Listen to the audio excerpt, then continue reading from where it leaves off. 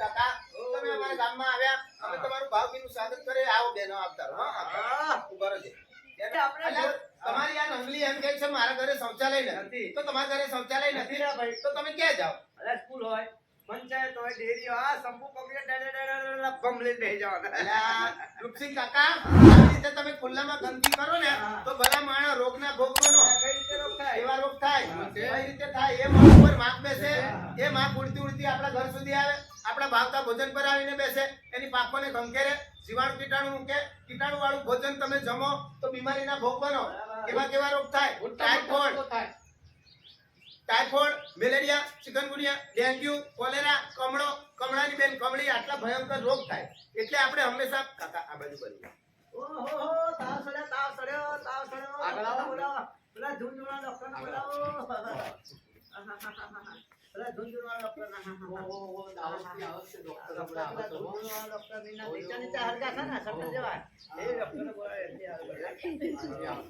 એ doctor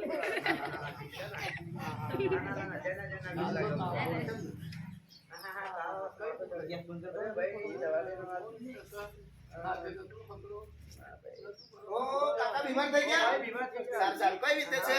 સાહેબ હા માથાની તર પેટમાં ની તર હા પગમાં ની તર હા ઠંડી સડમ હા આગળ દુખાન પાછળ તે કઈ દુખે સાહેબ ઓહો એટલું બધું દુખે સારું તપાસ કરો હા ફોટો પાડ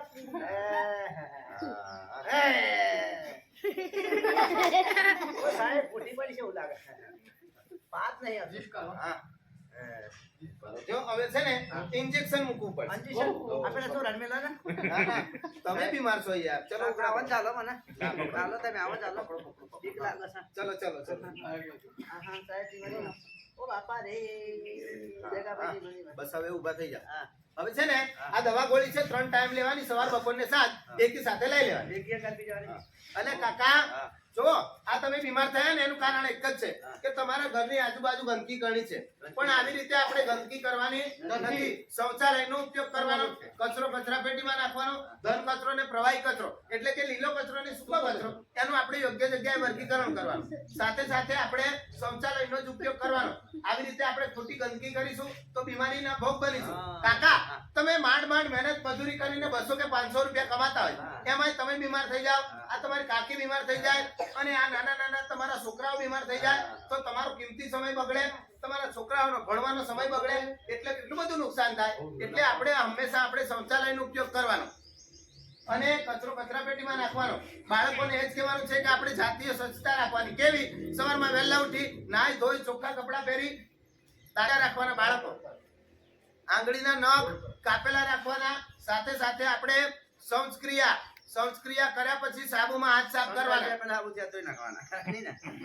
શૌચક્રિયા કર્યા પછી સાબુમાં હાથ સાફ કરવાના અને જમતા પહેલા પણ સાબુમાં હાથ સાફ કરવાના આવી આપણે જાતીય સ્વચ્છતા રાખવાની આટલું આપણે જાણકારી રાખવાની છે અને આવી જાણકારી રાખીશું ને તો આપણે ગામ સુધી ઘર સુધી કે આપણા સુધી કોઈ પણ જાતની બીમારી લાગુ પડશે નહીં. બોલો ભારત માતા કી જય.